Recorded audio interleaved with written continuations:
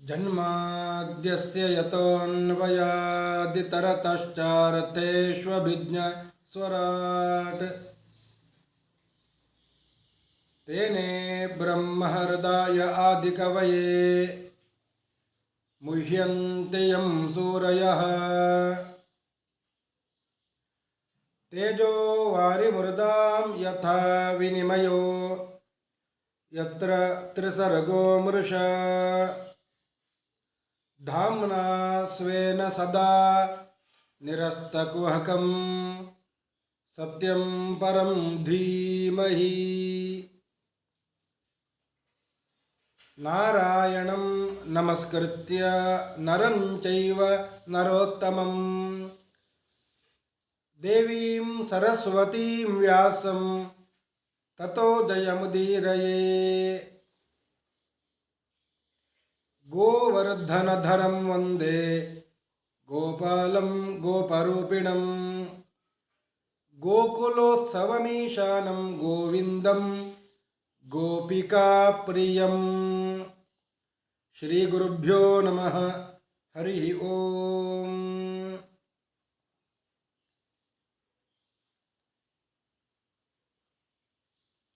ಮೈತ್ರೇಯರು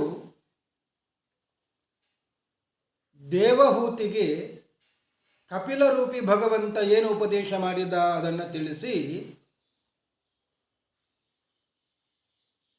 ಇನ್ನೊಬ್ಬಳು ಮಗಳು ಸ್ವಯಂಭುವ ಮನುಗಳ ಆಕೂತಿ ಅಂತ ಅವಳ ಕಥೆಯನ್ನು ಹೇಳ್ತಾ ಇದ್ದಾರೆ. ಮನೋಸ್ತು ಶತರೂಪಾಯಾಂ ತಿಸ್ರಃ ಕನ್ಯಾಶ್ಚ ಜಜ್ಞಿರೆ. ಸ್ವಯಂಭುವ ಮನುಗಳಿಗೆ ಶತರೂಪಾದೇವಿಯಲ್ಲಿ 3 ಕನ್ಯೆಯರು ಹುಟ್ಟಿದ್ರು. ಆಕೂತಿ ದೇವಹೂತಿಶ್ಚ ಪ್ರಸೂತಿ ರೀತಿ ಸಪ್ತಮ ಅಂತ 3. ಅದರಲ್ಲಿ ದೇವಹೂತಿಯನ್ನು ಕರ್ದಮ ಪ್ರಜಾಪತಿಗಳಿಗೆ ಕೊಟ್ಟು ಮದುವೆ ಮಾಡಿದ್ರು. ಇನ್ನೊಬ್ಬಳು ಆಕೂತಿ ಅಂತ, ಈ ಆಕೂತಿಯನ್ನು ರುಚಿ ಪ್ರಜಾಪತಿಗಳಿಗೆ ಕೊಟ್ಟು ಮದುವೆ ಮಾಡ್ತಾರೆ. ಆಕೂತಿಂ ರುಚಯೇ ಪ್ರಾದಾತ್ ಅಪಿ ಭರ್ತೃಮತೀಂ ನೃಪಃ ಪುತ್ರಿಕಾ ಧರ್ಮಮಾಶ್ರಿತ್ಯ ಶತರೂಪಾನುಮೋದಿತಃ.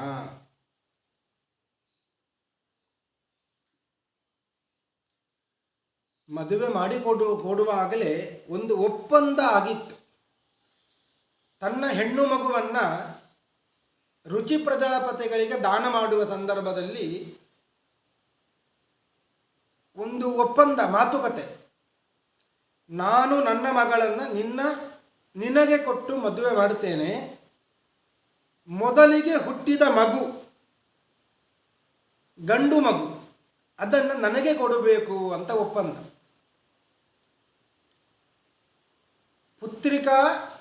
ಪುತ್ರ ಧರ್ಮ ಅಂತ ಒಂದು ಹಿಂದಿನ ಕಾಲದಲ್ಲಿ ಇತ್ತು. ಮಗಳನ್ನು ಮದುವೆ ಮಾಡಿ ಕೊಡುವಾಗ ಅವಳಲ್ಲಿ ಹುಟ್ಟಿದ ಮೊದಲ ಮಗು ನನಗೆ ಬೇಕು ಅಂತ ಒಪ್ಪಂದ ಮಾಡಿ ಮದುವೆ ಮಾಡಿಕೊಡುವಂಥದ್ದು ಹಿಂದಿನ ಕಾಲದಲ್ಲಿ ಇತ್ತು.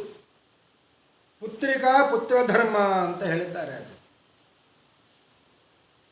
ಆಯಿತು ಅಂತ ರುಚಿ ಪ್ರಜಾಪತಿಗಳು ಹೇಳಿದ್ದು, ನಿನ್ನ ಮಗಳಲ್ಲಿ ನನ್ನ ಹೆಂಡತಿಯಲ್ಲಿ ಮೊದಲ ಮಗು ಅದು ನಿನಗೆ ನಾನು ಕೊಟ್ಟು ಬಿಡುತ್ತೇನೆ ಅಂತ. ಯಾಕೆ ಸ್ವಯಂಭುವ ಮನುಗಳು ಅವಳಲ್ಲಿ ಹುಟ್ಟುವ ಗಂಡು ಮಗುವನ್ನು ಕೇಳಿದ್ರು? ಪ್ರಿಯವ್ರತೋತ್ಥಾನ ಪಾದವು, 2 ಮಕ್ಕಳಿದ್ದರು ಅವನಿಗೆ. ಮನುಗಳಿಗೆ 3 ಹೆಣ್ಣು ಮಕ್ಕಳು ಮಾತ್ರ ಅಲ್ಲ, 2 ಗಂಡು ಮಕ್ಕಳು ಇದ್ದರು, ಪ್ರಿಯವ್ರತ ಮತ್ತು ಉತ್ಥಾನ ಪಾದ. ಆದರೂ ಯಾಕೆ ಕೇಳಿದ್ರು? ಮಗಳನ್ನು ಕೊಟ್ಟು ಮದುವೆ ಮಾಡುವಾಗ ಈ ಮಗಳಲ್ಲಿ ಹುಟ್ಟಿದ ಮಗು ನನಗೆ ಬೇಕು ಅಂತ ಯಾಕೆ ಕೇಳಿದ್ರು? ಅವರಿಗೆ ಗೊತ್ತಿದೆ, ನನ್ನ ಈ ಮಗಳಲ್ಲಿ ಭಗವಂತನೇ ಅವತಾರ ಮಾಡಿ ಬರ್ತಾನೆ ಅಂತ. ತನಗೆ ಆದ ಮಕ್ಕಳಲ್ಲಿ ಭಗವಂತ ಬಂದಿಲ್ಲ, ತನ್ನ ಮಗಳಿಗೆ ಭಗವಂತ ಮಗನಾಗಿ ಬರ್ತಾನೆ ಅಂತ ಗೊತ್ತಿತ್ತು. ಆ ಕಾರಣದಿಂದಲೇ ಮಗಳನ್ನು ಕೊಟ್ಟು ಮದುವೆ ಮಾಡುವಾಗ ನಿನ್ನಲ್ಲಿ ಹುಟ್ಟಿದ ಗಂಡು ಮಗು ನನಗೆ ಬೇಕು ಅಂತ ಹೇಳಿ ಒಪ್ಪಂದ ಮಾಡಿ ಮದುವೆ ಮಾಡಿಕೊಟ್ಟ. ರುಚಿ ಪ್ರಜಾಪತಿಗಳಿಗೆ ಭಗವಂತನೇ ಮಗನಾಗಿ ಬಂದ. ಆ ಆಕೂತಿಯಲ್ಲಿ ರುಚಿ ಪ್ರಜಾಪತಿಗಳಿಗೆ ಭಗವಂತ ಅವತಾರ ಮಾಡಿ ಮಗನಾಗಿ ಬಂದ. ಯಸ್ತಯೋ ಪುರುಷ ಸಾಕ್ಷಾತ್ ವಿಷ್ಣು ಯಜ್ಞ ಸ್ವರೂಪ ದೃಕ್. ಯಜ್ಞ ನಾಮಕನಾದಂತಹ ಭಗವಂತ, ಅವನಿಗೆ ಹೆಸರೇ ಯಜ್ಞ ಅಂತ. ಇನ್ನೊಂದು ಮಗು ಕೂಡ ಹುಟ್ಟಿದ್ದು. ಯಾ ಸ್ತ್ರೀ ಸಾ ದಕ್ಷಿಣಾಭೂತೆ ಅಂಶಭೂತಾನಪಾಯಿನಿ. ಅವಳ ಹೆಸರು ದಕ್ಷಿಣ ಅಂತ. ಇವ ಗಂಡು ಮಗು ಯಜ್ಞ, ಹೆಣ್ಣು ಮಗು ದಕ್ಷಿಣ ಅಂತ. ಗಂಡು ಮಗು ಆದ ಕೂಡಲೇ ತಡ ಮಾಡಿಲ್ಲ, ಸ್ವಯಂಭುವ ಮನೆಗಳು ಬಂದೇ ಬಿಟ್ಟಿರುವಂತೆ. ನಾನು ಹೇಳಿದಾಗೆ ನನ್ನ ಮಗಳನ್ನು ನಿನಗೆ ಕೊಟ್ಟು ಮದುವೆ ಮಾಡಿದ್ದೇನೆ, ಗಂಡು ಮಗು ಹುಟ್ಟಿದ್ದಾನೆ, ಆ ಗಂಡು ಮಗುವನ್ನು ನಾನು ತೆಗೆದುಕೊಂಡು ಹೋಗ್ತೇನೆ ಅಂತ ತೆಗೆದುಕೊಂಡು ಹೋದ್ರು ಅಂತ. ಅದು ಭಗವಂತನೇ ಅಂತ ಗೊತ್ತಿತ್ತು ಇವರಿಗೆ, ಸ್ವಯಂಭುವ ಮನೆಗಳಿಗೆ ಗೊತ್ತಿತ್ತು.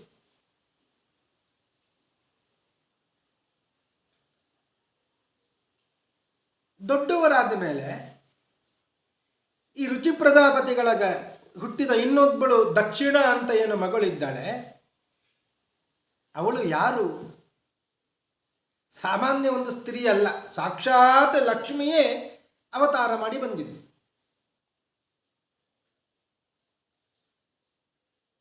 ಅವಳನ್ನೇ ಭಗವಂತ, ಯಜ್ಞನಾಮಕ ಭಗವಂತ ಮದುವೆ ಮಾಡಿಕೊಂಡು ಬಿಟ್ಟ.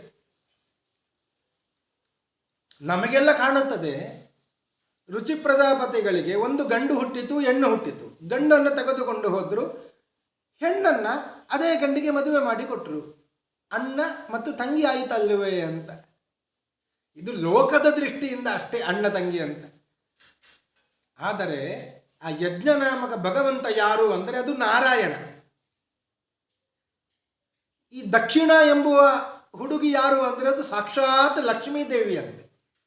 ಲಕ್ಷ್ಮಿಯನ್ನು ನಾರಾಯಣನಿಗೆ ಕೊಡದೆ ಮತ್ತೆ ಯಾರಿಗೆ ಕೊಡಬೇಕು? ಮತ್ತೆ ಭಗವಂತ ಅವತಾರ ಮಾಡುವುದು ಅಂದರೆ ನಮ್ಮಂತೆ ಗರ್ಭಕ್ಕೆ ಹೋಗಿ ಅಲ್ಲಿ ಕಷ್ಟಪಟ್ಟು ಮಲಮೂತ್ರದ ದ್ವಾರದಲ್ಲಿ ಹೊರಗೆ ಬರುವಂಥದ್ದೇನಿಲ್ಲ. ಅದೆಲ್ಲ ನಮಗೆ ಇರುವಂಥದ್ದು. ಆದ್ದರಿಂದ ಅಣ್ಣ ತಂಗಿ ಅಕ್ಕ ತಮ್ಮ ಇದೆಲ್ಲ ಇರುತ್ತದೆ. ದೇವತೆಗಳಿಗೆ ಎಲ್ಲಿ ಅದೆಲ್ಲ? ಅವರಿಗೆಲ್ಲ ಅಯೋನಿಜರು ಅಂತ ಹೆಸರು. ಅದರಿಂದ ಇಡೀ ಜಗತ್ತಿಗೆ ಆದಿದಂಪತಿಗಳು ಭಗವಂತ, ನಾರಾಯಣ ಮತ್ತು ಲಕ್ಷ್ಮಿ. ದಕ್ಷಿಣ ಎಂಬ ಹೆಸರುಳ್ಳ ಈ ಕನ್ಯೆಯನ್ನು ಯಜ್ಞನಾಮಕ ಭಗವಂತನಿಗೆ ಕೊಟ್ಟು ಮದುವೆ ಮಾಡಿದ್ರು. ಅವರಲ್ಲಿ 12 ಮಂದಿ ಮಕ್ಕಳು ಹುಟ್ಟಿದ್ರು ಅಂತೆ. ದಕ್ಷಿಣ ನಾಮಕಳಾದ ಈ ಲಕ್ಷ್ಮಿಯಲ್ಲಿ ಯಜ್ಞನಾಮಕ ಪರಮಾತ್ಮನಿಂದ 12 ಪುತ್ರರು ಹುಟ್ಟಿದ್ರು.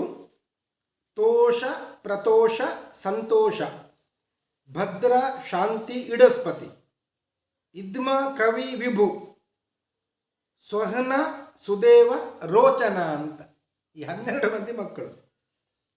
ಅವರಿಗೆ ತುಷಿತ ಎಂಬ ದೇವತೆಗಳು ಆಗಿಬಿಟ್ರು. ತುಷಿತ ಅಂತ ದೇವತೆಗಳು ಆಗಿಬಿಟ್ರು. ತುಷಿತ ನಾಮತೇ ದೇವಾ ಆಸನ್ ಸ್ವಯಂಭುವಾಂತರೇ.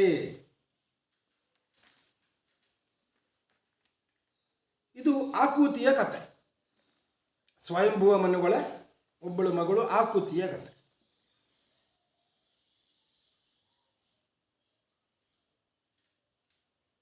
ಪ್ರಿಯವ್ರತ ಉತ್ತಾನಪಾದವು ಮನುಪುತ್ರೋ ಮಹೋದಸವು.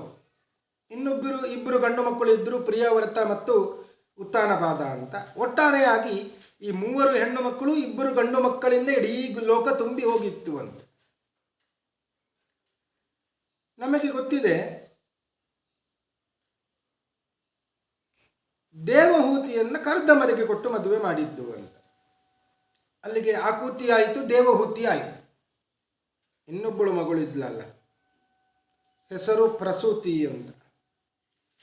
ದಕ್ಷಾಯ ಬ್ರಹ್ಮಪುತ್ರಾಯ ಪ್ರಸೂತಿಂ ಭಗವಾನ್ ಮನುಹು. ದಕ್ಷ ಪ್ರಜಾಪತಿಗೆ ಕೊಟ್ಟು ಮದುವೆ ಮಾಡಿದ್ರು ಅಂತ ಪ್ರಸೂತಿಯನ್ನು. ದಕ್ಷೋಂಗುಷ್ಟಾತ್, ಬ್ರಹ್ಮದೇವರ ಅಂಗುಷ್ಟದಿಂದ ಹುಟ್ಟಿದವ ದಕ್ಷ. ಅಂತಹ ದಕ್ಷ ಪ್ರಜಾಪತಿಗೆ ಸ್ವಯಂಭುವ ಮನುಗಳು ಈ ಪ್ರಸೂತಿಯನ್ನು ಕೊಟ್ಟು ಮದುವೆ ಮಾಡಿದ್ದು. ಅಲ್ಲಿಗೆ 3 ಮಕ್ಕಳ ಮದುವೆ ಆಯಿತು ಅಂತ. ಅದರಲ್ಲಿ ಈಗ ಕರ್ದಮರಿಗೆ ಕೊಟ್ಟು ದೇವಹೂತಿಯನ್ನು ಕೊಟ್ಟು ಮದುವೆ ಮಾಡಿದ್ದರಲ್ಲ, ಕರ್ದಮರು ವಿಮಾನವನ್ನು ತಯಾರಿಸಿ ವಿಹಾರಕ್ಕೆ ಅಂತ ಹೋದವರು 9 ರೂಪವನ್ನು ಧರಿಸಿ ಅವಳಿಗೆ 9 ರೂಪವನ್ನು ಕೊಟ್ಟು ಸುಖವನ್ನು ಕೊಟ್ಟು 9 ಕನ್ಯೆಯರನ್ನು ಪಡ್ಕೊಂಡ್ರಲ್ಲ. ಅದರಲ್ಲಿ ಒಬ್ಬಳನ್ನು ಯಾ ಕರ್ದಮ ಸುತಾ ಪ್ರೋಕ್ತಾ ನವ ಬ್ರಹ್ಮರ್ಷಿ ಪತ್ನಯ, 9 ಮಹರ್ಷಿಗಳಿಗೆ ಕೊಟ್ಟು ಮದುವೆ ಮಾಡಿದ್ದರು ಅಂತ ಕರ್ದಮರು. ಕರ್ದಮರಿಗೆ ಹುಟ್ಟಿದ 9 ಕನ್ಯೆಯರನ್ನು. ಅದರಲ್ಲಿ ಮರೀಚಿ ಋಷಿಗಳಿಗೆ ಕೊಟ್ಟಿದ್ದು ಕಲಾ ಎಂಬ ಮಗಳನ್ನು. ಕಲಾ ಅಂತ ಒಬ್ಬಳು ಮಗಳು ದೇವಹೂತಿಯ, 9 ಕನ್ಯೆಯರಲ್ಲಿ ಒಬ್ಬಳು ಕಲಾ ಅಂತ. ಈ ಕಲಾ ಎಂಬುವಳನ್ನು ಕೊಟ್ಟು ಮರೀಚಿ ಋಷಿಗಳಿಗೆ ಮದುವೆ ಮಾಡಿಸಿದ್ರು. ಆ ಮರೀಚಿ ಋಷಿಗಳಿಗೆ ಕಲಾ ಎಂಬುವವಳಿಗೆ ಹುಟ್ಟಿದವರು ಇಬ್ಬರು. ಕಲಾ ಎಂಬುವವಳಿಗೆ ಹುಟ್ಟಿದವರು ಇಬ್ಬರು, ಕಶ್ಯಪಂ ಪೂರ್ಣಿಮಾನಂ ಚ ಯಯೋ ಆಪೂರಿತಂ ಜಗತ್. ಕಶ್ಯಪನಿಗೆ ಕಶ್ಯಪ ಮತ್ತು ಪೂರ್ಣಿಮಾ ಅಂತ ಇಬ್ಬರು ಮಕ್ಕಳು ಹುಟ್ಟಿದ್ದು ಮರೀಚಿ ಋಷಿಗಳಿಗೆ, ಕಲಾ ಎಂಬುವವಳ. ಯಯೋ ಆಪೂರಿತಂ ಜಗತ್. ಈ ಕಶ್ಯಪರಿಂದಲೇ ಇಡೀ ಜಗತ್ತು ತುಂಬಿ ಹೋಯಿತು ಅಂತೆ, ಅಂದರೆ ಅವರ ಸಂತತಿಯಿಂದ ಅಂತ ಅರ್ಥ.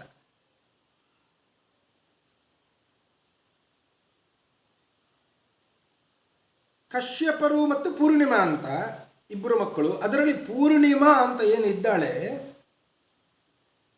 ಅವರಿಗೆ ಇಬ್ಬರು ಮಕ್ಕಳಾದರು, ವಿರಜ ಮತ್ತು ವಿಶ್ವಗ ಅಂತ ಗಂಡು ಮಕ್ಕಳು. ಒಬ್ಬಳು ಹೆಣ್ಣು ಮಗಳು ದೇವಕುಲ್ಯ ಅಂತ. ಈ ದೇವಕುಲ್ಯ ಅಂದರೆ ಯಾರು?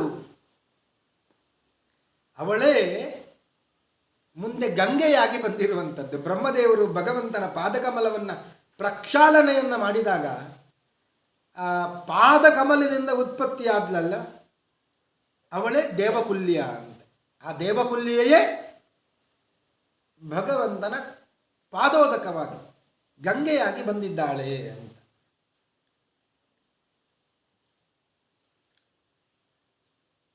ಈ ಕರ್ದಮರಿಗೆ 9 ಹೆಣ್ಣು ಮಕ್ಕಳು. ಅದರಲ್ಲಿ ಕಲಾ ಅವಳನ್ನು ಮರೀಚಿ ಋಷಿಗಳಿಗೆ ಕೊಟ್ಟು ಮದುವೆ ಮಾಡಿದ್ರು. ಇನ್ನೊಬ್ಬರು ಅತ್ರಿ ಋಷಿಗಳು, ಅವರು ಅನಸೂಯ ಅಂತ ಒಬ್ಬಳನ್ನು ಮದುವೆ ಆದರು. 9 ಹೆಣ್ಣು ಮಕ್ಕಳಲ್ಲಿ ಅನಸೂಯ ಅಂತ ಒಬ್ಬಳಿದ್ಲು. ಅವಳನ್ನು ಅತ್ರಿ ಋಷಿಗಳಿಗೆ ಕೊಟ್ಟು ಮದುವೆ ಮಾಡಿದ್ರು. ಅಕ್ಷ್ಣೋಹು ಅತ್ರಿಹಿ ಅಂತ. ಬ್ರಹ್ಮದೇವರ ಕಣ್ಣಿನಿಂದ ಹುಟ್ಟಿದವರು ಅತ್ರಿ ಋಷಿಗಳು, ಅವರಿಗೆ ಕೊಟ್ಟು ಮದುವೆ ಮಾಡಿದ್ರು. ಅತ್ರಿ ಋಷಿಗಳಿಗೆ ಅನಸೂಯೆಯಲ್ಲಿ 3 ಮಕ್ಕಳು ಆದರಂತೆ. ಅತ್ರೇ ಪತ್ನಿಯನುಸೂಯ ತ್ರೀನ್ ಜಜ್ಞೆ ಸುಯಶಸಃ ಸುತಾನ್ ದತ್ತಂ ದೂರ್ವಾಸಸಂ ಸೋಮಂ ಆತ್ಮೇಶ ಬ್ರಹ್ಮ ಸಂಭವಾನ್. ಒಬ್ಬ ದತ್ತ ಅಂತ ಒಬ್ಬ ಮಗ, ಇನ್ನೊಬ್ಬ ದೂರ್ವಾಸ ಅಂತ, ಇನ್ನೊಬ್ಬ ಮಗ ಸೋಮ. ಸೋಮ ಅಂದರೆ ಚಂದ್ರ. ದತ್ತಂ ದೂರ್ವಾಸಸಂ ಸೋಮಂ. ಇವರು ಯಾರು ಅಂದರೆ ಆತ್ಮೇಶ ಬ್ರಹ್ಮ ಸಂಭವಾನ್.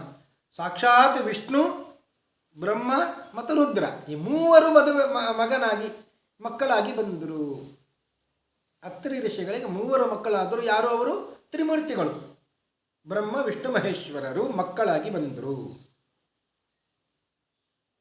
ಇಷ್ಟು ಹೇಳಿದಾಗ ವಿದುರ ಮೈತ್ರೇಯರಲ್ಲಿ ಕೇಳುತ್ತಾನೆ, ಅದು ಹೇಗೆ ತ್ರಿಮೂರ್ತಿಗಳು ಮಕ್ಕಳಾಗಿ ಬರಲಿಕ್ಕೆ ಕಾರಣ ಏನು?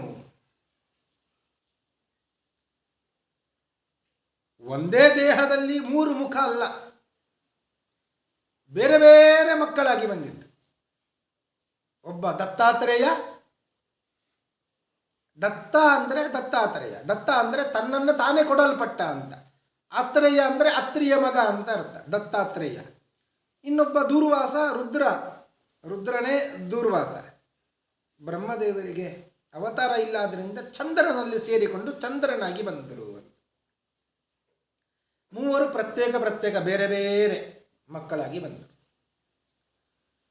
ಇದು ಹೇಗೆ ತ್ರಿಮೂರ್ತಿಗಳು ಮಕ್ಕಳಾಗಿ ಬರಬೇಕು ಅಂದರೆ ಏನು ವಿಶೇಷ ಅತ್ರಿ ಋಷಿಗಳದ್ದು? ಆಗ ಮೈತ್ರಿಯರು ಹೇಳ್ತಾ ಇದ್ದಾರೆ, ಅತ್ರಿ ಋಷಿಗಳು ಅವರಿಗೆ ಬ್ರಹ್ಮದೇವರು ಹೇಳಿದ್ರು ತಪಸ್ಸು ಮಾಡಬೇಕು ಅಂತ.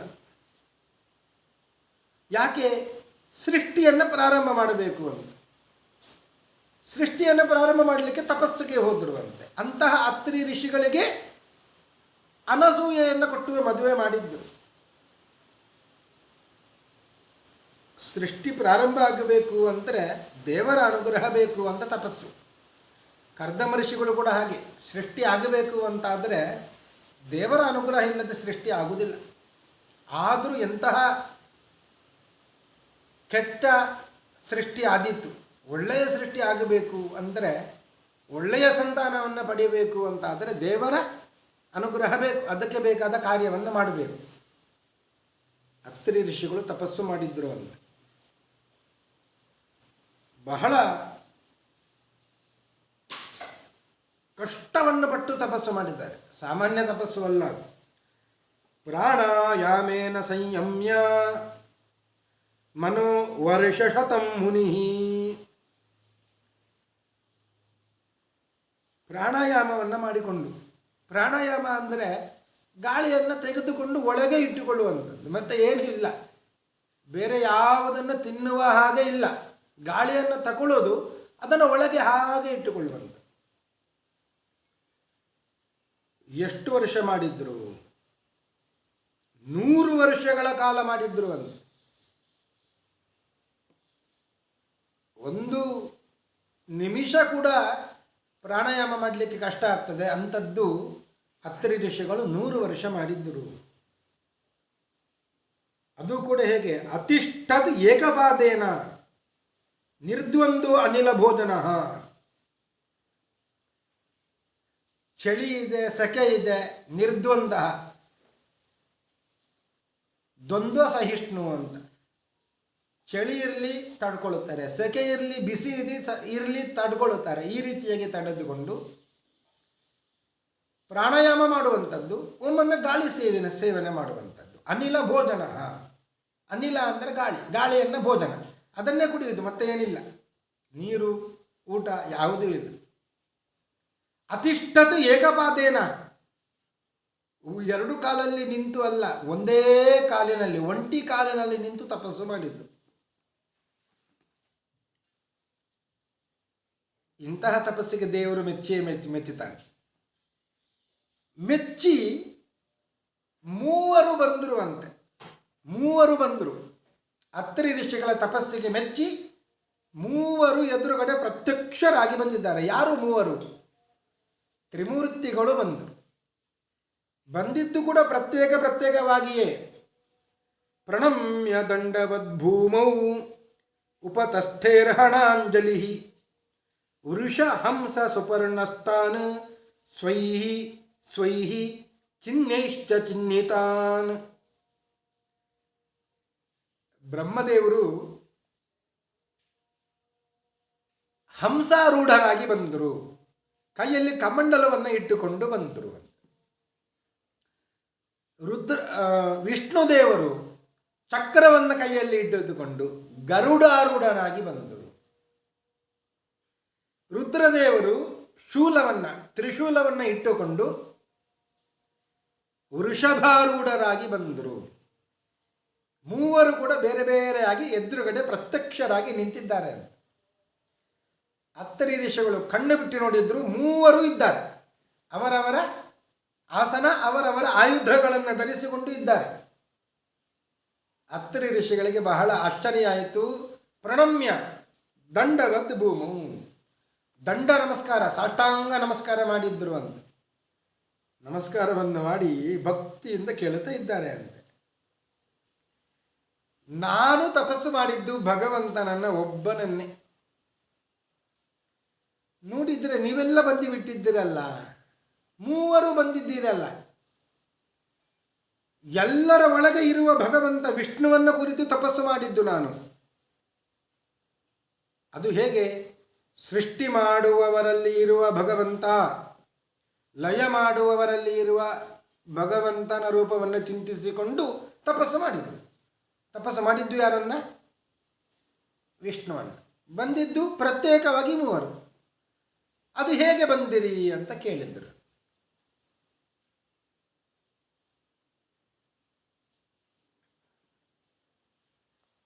ಆಗ ಭಗವಂತ ಹೇಳಿದ, ಬ್ರಹ್ಮಣಿ ಬ್ರಹ್ಮರೂಪೋಸೌ ಶಿವರೂಪೇ ಶಿವಸ್ಥಿತ. ಅಧಿಷ್ಠಾನ ಬ್ರಹ್ಮದೇವರಲ್ಲಿ ಇದ್ದುಕೊಂಡು ಸೃಷ್ಟಿಯನ್ನು ಮಾಡುವುದವ ಯಾರು ಅಂದರೆ ಅದು ವಿಷ್ಣು. ಇವರು ಅದನ್ನ ಇಟ್ಟುಕೊಂಡು ತಪಸ್ಸು ಮಾಡಿದ್ದಾರೆ. ಸೃಷ್ಟಿ ಮಾಡುವವರಲ್ಲಿ ಇದ್ದುಕೊಂಡು ಯಾರು ಸೃಷ್ಟಿಯನ್ನು ಮಾಡುತ್ತಾ ಇದ್ದಾನೆ ಅವನನ್ನು ಕುರಿತು ತಪಸ್ಸು. ಲಯ ಮಾಡುವವರಲ್ಲಿ ಇದ್ದುಕೊಂಡು, ಲಯ ಮಾಡುವವ ವಿಷ್ಣು. ರುದ್ರದೇವರಲ್ಲಿ ಇದ್ದುಕೊಂಡು ಲಯ ಮಾಡುವವ ಯಾರು? ಅದು ವಿಷ್ಣು. ಬ್ರಹ್ಮಣಿ ಬ್ರಹ್ಮರೂಪೋಸೌ ಶಿವರೂಪೇ ಶಿವಸ್ಥಿತ. ಹೀಗಿರುವಾಗ ಅಧಿಷ್ಠಾನ ಇಲ್ಲದೆ ಕೇವಲ ಭಗವಂತ ಒಬ್ಬರೇ ಬರಲಿಕ್ಕೆ ಸಾಧ್ಯವೇ ಇಲ್ಲ. ಒಂದು ಲೋಟ ನೀರನ್ನೇ ತೆಗೆದುಕೊಂಡು ಬಾ ಅಂತ ಹೇಳಿದರೆ ತೆಗೆದುಕೊಂಡು ಬಂದು ಕೊಡುವವ ಬರೀ ನೀರನ್ನು ತೆಗೆದುಕೊಂಡು ಕೊಡಲಿಕ್ಕೆ ಸಾಧ್ಯ ಇಲ್ಲ. ಒಂದು ಲೋಟದಲ್ಲಿ ನೀರನ್ನು ಹಾಕಿ ಅದನ್ನೇ ತೆಗೆದುಕೊಂಡು ಕೊಡಬೇಕು. ಕುಡಿಯುವವ ನಾನು ತರಲಿಕ್ಕೆ ಹೇಳಿದ್ದು ನೀರು ಮಾತ್ರ, ನೀನು ಯಾಕೆ ಲೋಟನ್ನೇ ತಂದಿ ಅಂದರೆ ಲೋಟ ಇಲ್ಲದೆ ನೀರು ಬರುತ್ತದೆ? ಏನಾದರೂ ಒಂದು ಸಾಧನ ಬೇಕು. ಹಾಗೆಯೇ ಬ್ರಹ್ಮದೇವರಲ್ಲಿ ಇದ್ದುಕೊಂಡು ಸೃಷ್ಟಿ ಮಾಡುವ ಭಗವಂತ ಬರಬೇಕು ಅಂತಾದರೆ ಬ್ರಹ್ಮನ ಬರಬೇಕು. ರುದ್ರದೇವರಲ್ಲಿ ಇದ್ದುಕೊಂಡು ಲಯ ಮಾಡುವ ವಿಷ್ಣು ಬರಬೇಕು ಅಂತಾದರೆ ರುದ್ರನು ಬರಬೇಕು. ಪಾಲನೆ ಮಾಡುವವನಲ್ಲಿ ಇದ್ದುಕೊಂಡು ಪಾಲನೆ ಮಾಡುವವನೇ ಬರಬೇಕು ಅಂತಾದರೆ ವಿಷ್ಣು ಬರಬೇಕು. ಹೀಗೆ ಸೃಷ್ಟಿ ಸ್ಥಿತಿ ಲಯವನ್ನು ಮಾಡುವ ಭಗವಂತ ಬರಲಿ ಅಂತ ಹೇಳಿದರೆ ಬರೀ ವಿಷ್ಣು ಬರಲಿಕ್ಕೆ ಸಾಧ್ಯವ? ಅಧಿಷ್ಠಾನವನ್ನು ಕೂಡ ತೆಗೆದು ಕರ್ಕೊಂಡು ಬಂದ. ಹೀಗೆ ಉತ್ತರ ಹೇಳಿದ್ರು ಭಗವಂತ. ನಾನೇ ಎಲ್ಲರಲ್ಲಿದ್ದು ಬ್ರಹ್ಮದೇವರಲ್ಲಿದ್ದು ಸೃಷ್ಟಿ ಮಾಡುವುದು, ನಾನೇ ರುದ್ರನಲ್ಲಿದ್ದು ಸೃಷ್ಟಿ ಮಾಡುವುದು. ಸೃಷ್ಟಿಕರ್ತ, ಲಯಕರ್ತ, ಪಾಲನಕರ್ತ ಬರಬೇಕು ಅಂತಾದರೆ ಪ್ರತ್ಯೇಕವಾಗಿ ನಾವು ಬಂದಿದ್ದೇವೆ. ಬಂದ ಮೇಲೆ ಹಾಗೆ ಹೋಗುವುದಿಲ್ಲ. ಸಂತತಿಗಾಗಿ ತಪಸ್ಸು ಮಾಡಿದ್ದಲ್ವೇ? ನಾವು ಮೂವರು ಮಕ್ಕಳಾಗಿ ಬರ್ತೇವೆ, ಮೂವರು ಪ್ರತ್ಯೇಕವಾಗಿ ಮಕ್ಕಳಾಗಿ ಬರ್ತೇವೆ ಅಂತ ದೇವರು ಹೇಳಿದ್ರು. ಸೋಮೋ ಭೂತ್ ಬ್ರಹ್ಮಣ ಓಂಶೇನ. ಬ್ರಹ್ಮದೇವರು ಅವರಿಗೆ ಅವತಾರ ಇಲ್ಲ. ಆದ್ದರಿಂದ ಚಂದ್ರನಲ್ಲಿ ಸೇರಿಕೊಂಡು ಅತ್ರಿ ಋಷಿಗಳಿಗೆ ಚಂದ್ರನಾಗಿ ಬಂದರು. ಚಂದ್ರನಲ್ಲಿ ಒಂದು ಅಂಶದಿಂದ ಇದ್ದು ಚಂದ್ರ ಮಗನಾಗಿ ಬಂದ. ದತ್ತೋ ವಿಷ್ಣುವಸ್ತು ಯೋಗವಿತ್. ದತ್ತನಾಗಿ ಬಂದ ಅಂತೆ ವಿಷ್ಣು.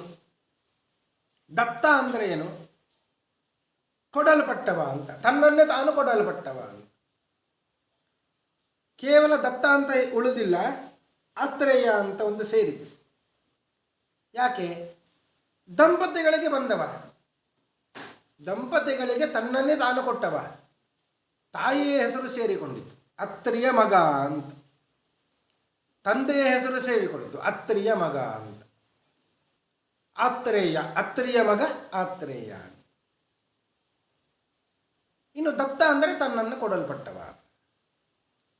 ಅಲ್ಲಿಗೆ ಭಗವಂತ ವಿಷ್ಣು ದತ್ತನಾಗಿ ಬಂದ. ದೂರ್ವಾಸಾಹ ಶಂಕರಸ್ಯ ಅಂಶಃ.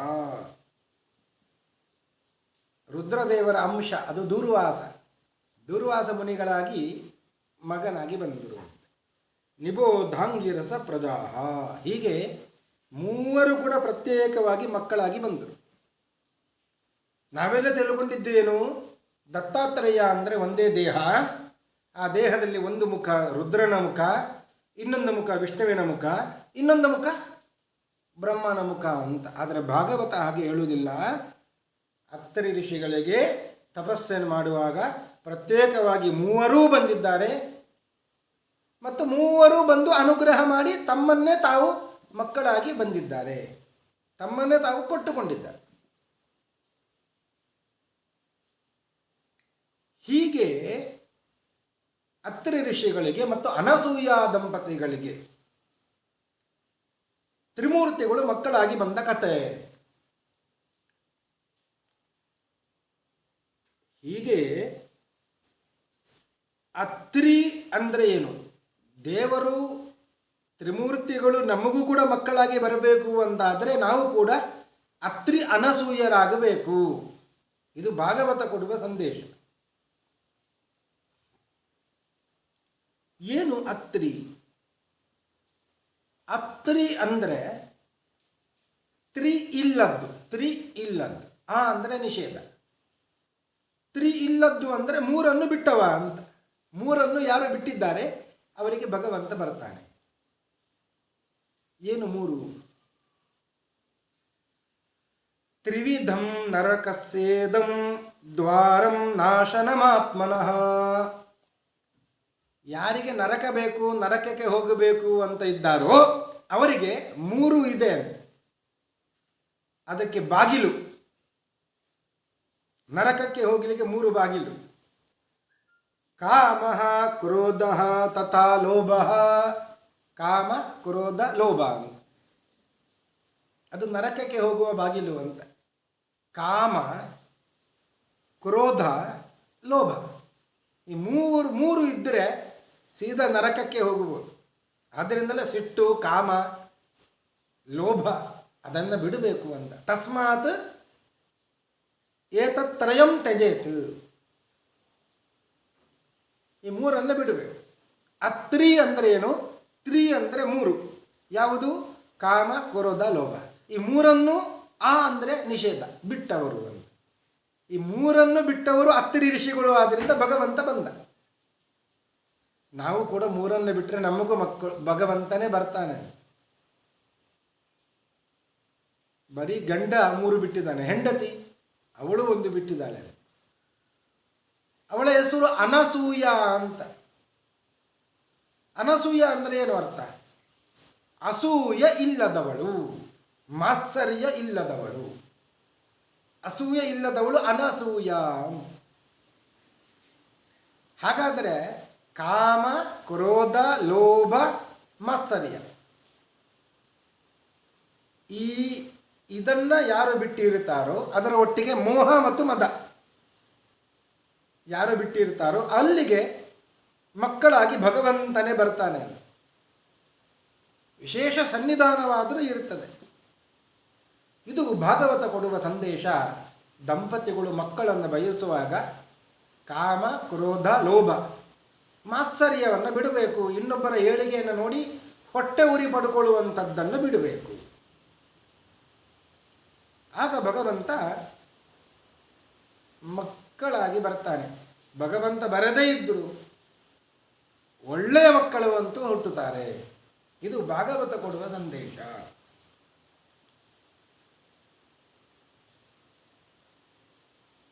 ಹೀಗೆ 9 ಮಕ್ಕಳನ್ನು ಒಬ್ಬೊಬ್ಬ ಋಷಿಗಳಿಗೆ ಕೊಟ್ಟು ಮದುವೆ ಮಾಡಿದ್ರು. ಕರ್ದಮ ಮತ್ತು ದೇವಹೂತಿಯರ 9 ಮಕ್ಕಳನ್ನು ಕೊಟ್ಟು ಅದರದ್ದು ಕಥೆಯೆಲ್ಲ ಹೇಳಿದ್ರು. ಇನ್ನೊಬ್ಬಳು ಮಗಳು, ಸ್ವಯಂಭುವ ಮನುವಿನ ಮಗಳು ಪ್ರಸೂತಿ ಅಂತ. ಆಕೂತಿ ದೇವಹೂತಿಶ್ಚ ಪ್ರಸೂತಿ ರೀತಿ ಸಪ್ತಮ. ಪ್ರಸೂತಿ ಅಂತ ದಕ್ಷ ಪ್ರಜಾಪತಿಗಳಿಗೆ ಕೊಟ್ಟು ಮದುವೆ ಮಾಡಿದ್ರು ಅಂತ ಹಿಂದೆ ಹೇಳಿದ್ರು. ಆ ಪ್ರಸೂತಿಗೆ ದಕ್ಷ ಪ್ರಜಾಪತಿಯಿಂದ 16 ಮಕ್ಕಳು ಆದರು.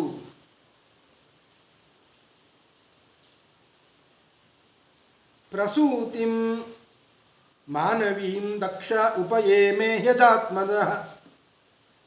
ತಸ್ಯಾಂ ಸಸರ್ಜ ದುಹಿತೃ ಷೋಡಶಾಮಲಲೋಚನಾ. 16 ಮಕ್ಕಳು ಆದರಂತೆ ಪ್ರಸೂತಿಗೆ ದಕ್ಷ ಪ್ರಜಾಪತಿಯಿಂದ. 16 ಹೆಣ್ಣು ಮಕ್ಕಳು, ಅದು ಎಲ್ಲವೂ ಕೂಡ.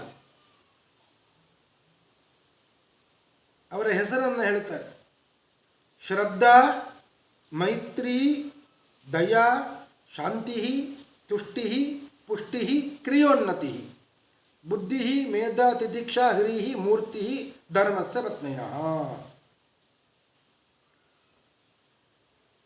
ಈ ಅದರಲ್ಲಿ 13 ಮಕ್ಕಳನ್ನು, ಹೆಣ್ಣು ಮಕ್ಕಳನ್ನು, ಶ್ರದ್ಧಾ, ಮೈತ್ರಿ, ದಯಾ, ಶಾಂತಿ, ತುಷ್ಟಿ, ಪುಷ್ಟಿ, ಕ್ರಿಯಾ, ಉನ್ನತಿ, ಬುದ್ಧಿ, ಮೇಧ, ತಿತಿಕ್ಷಾ, ಹ್ರೀ, ಇವರನ್ನು ಧರ್ಮರಾಜನಿಗೆ ಕೊಟ್ಟು ಮದುವೆ ಮಾಡಿದ್ದು. ಧರ್ಮರಾಜ ಅಂದರೆ ಯಮಧರ್ಮನಿಗೆ ಕೊಟ್ಟು, ಕೊನೆಯವಳು ಮೂರ್ತಿ ಅಂತ.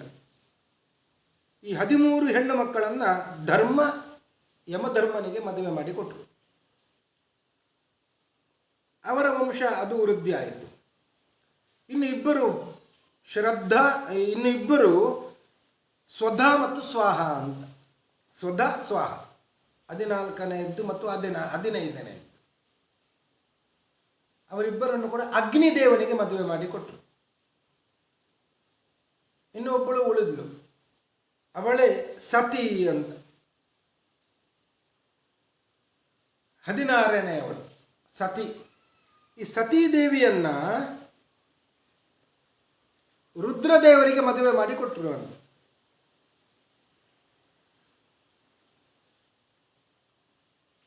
ರುದ್ರದೇವರಿಗೆ ಮದುವೆ ಮಾಡಿಕೊಟ್ರು. ಮೈತ್ರೇಯರು ಕೇಳುತ್ತಾ ಇದ್ದಾರೆ. ಮೈತ್ರೇಯರಲ್ಲಿ ವಿದುರ ಕೇಳುತ್ತಾ ಇದ್ದಾರೆ, ಅದೆಲ್ಲ ಸರಿ, 16 ಹೆಣ್ಣು ಮಕ್ಕಳನ್ನು ಅವರಿಗೆಲ್ಲ ಕೊಟ್ಟು ಮದುವೆ ಮಾಡಿದ್ರು, ವಂಶ ಅಭಿವೃದ್ಧಿ ಆಯಿತು ಎಲ್ಲ ಹೇಳಿದ್ದೀರಿ. ಕೊನೆಯವಳು ಸತಿ ಅಂತ ಏನು ಹೇಳಿದ್ದೀರಿ ನೀವು, ಆ ಸತೀದೇವಿಯನ್ನು ರುದ್ರದೇವರಿಗೆ ಕೊಟ್ಟು ಮದುವೆ ಮಾಡಿದ್ರು. ಆದರೆ ಅವರಿಗೆ ಮಕ್ಕಳಾಗಲಿಲ್ಲ ಅಂತ ನಾನು ಕೇಳಲ್ಪಟ್ಟಿದ್ದೆ ಅಲ್ಲ. ಅದು ಯಾಕೆ ಮಕ್ಕಳಾಗಲಿಲ್ಲ? ದಕ್ಷನ ಅಳಿಯ ರುದ್ರದೇವರು, ಆ ದಕ್ಷನಿಗೂ ಮತ್ತು ಅಳಿಯನಿಗೂ ಸ್ವಲ್ಪ ವೈರ ಹುಟ್ಟಿತ್ತು. ಶಾಪ ಪ್ರತಿಶಾಪಗಳು ಎಲ್ಲ ಬಂದು ನಡೆದಿತ್ತು. ಅದು ಏನು ಕತೆ? ಸತೀದೇವಿ ತನ್ನ ಶರೀರವನ್ನು ತ್ಯಾಗ ಮಾಡಿದ್ಲು. ಇದೆಲ್ಲ ನಾನು ಕೇಳಿದ್ದೆ. ಸಂತತಿ ಆಗಲಿಲ್ಲ, ಶರೀರ ತ್ಯಾಗ ಮಾಡಿದ್ದಾಳೆ ಸತೀದೇವಿ. ರುದ್ರದೇವರು ದಕ್ಷ ಪ್ರಜಾಪತಿ ಮಾವನನ್ನೇ ಅವಮಾನ ಮಾಡಿದ್ರು ಅಂತ ರುದ್ರದೇವರನ್ನು ದಕ್ಷ ಪ್ರಜಾಪತಿ ಅವಮಾನ ಮಾಡಿದ್ದಾನೆ. ಈ ವೈರ ಪರಸ್ಪರ ಹುಟ್ಟಿಕೊಳ್ಳಿತು. ದಕ್ಷ ಮಾಡುವ ಯಜ್ಞ ಅರ್ಧದಲ್ಲಿ ನಿಂತು ಹೋಯಿತು. ಯಾಕೆ ಇದು ಏನಾಯಿತು? ಇದರ ಪ್ರಸಂಗವನ್ನು ನಮಗೆ ಹೇಳಬೇಕು ಅಂತ ಮೈತ್ರೇಯರಲ್ಲಿ ವಿದುರ ಕೇಳಿದಾಗ ಆ ಪ್ರಸಂಗವನ್ನು ಹೇಳುತ್ತಾರೆ ಎಂಬಲ್ಲಿಗೆ ಇವತ್ತಿನ ಉಪನ್ಯಾಸವನ್ನು ಮುಗಿಸ್ತಾ ಇದ್ದೇನೆ. ಶ್ರೀಕೃಷ್ಣಾರ್ಪಣಮಸ್ತು. ಹರಯೇ ನಮಃ.